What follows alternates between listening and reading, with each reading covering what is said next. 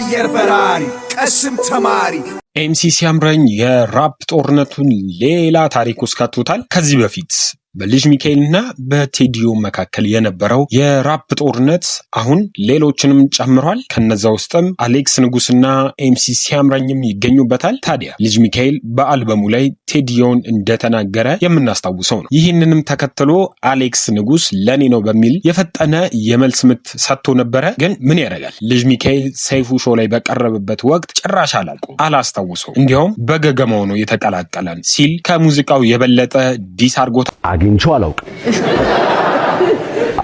አንተዋወቅ።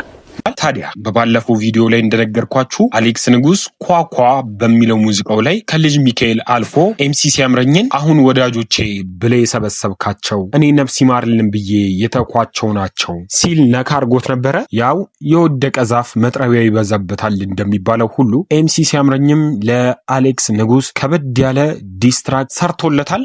ሙዚቃውንም አለሚቱ በማለት ከስሙ ጀምሯል። ሙዚቃውም ሲጀምር እንግዲህ አለምዬ አይበልሽ ከፋ ዝናው ይቆያል ጠብቅ ወረፋ ሲል ገና ዝነኛ እንዳልሆነ ሊነግረው ይፈልጋል። ከዛም ቀጥል ሊያረግና ካልደፈረሰ አይጠራም ይላል ያገሬ ሰው ጥጎኑም ያላዝን እምባውን ላብሰው። ካልደፈረሰ አይጠራም ይላል ያገሬ ሰው ጥጎኑም ያላዝን እምባውን ላብሰው። ቀጥል ሊያደርግና በክብር ተጠርቶ ሚዜ መሆን ወግ ነው፣ ድግስ ካልሰበርኩኝ ቡሌ ስጡኝ ምን ነው።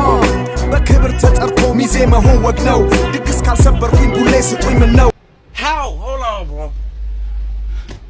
ሲል ይጠይቋል። ይህም ማለት እንግዲህ አሌክስ ንጉስ ኳኳ በሚለው ስራው ላይ ሙሽራ ናቸው ጋሼ ባልሰጥ ምላሼ ሚዜዎቹ አላርፍ ቢሉ ያው ነሻሼ በሚለው ግጥሙ ላይ እነ ኤምሲ ሲያምረኝን ተናግሮ ነበር። ኤምሲ ሲያምረኝም እንግዲህ ለዚህ ነው ቀጥተኛ መልስ የሰጠው። ኤምሲ ሲያምረኝ በዚህ ሊያበቃ አልፈለገም። ቀጠል ሊያደርግና የአሌክስ ንጉስን ባየር በራሪ የሚለው ሙዚቃ ተገናርጎ ባየር በራሪ ቀሽም ተማሪ ተማርክ አስተማሪ የከሰርክ አዝማሪ ባየር በራሪ ቀሽም ተማሪ ተማርክ አስተማሪ የከሰርክ አዝማሪ።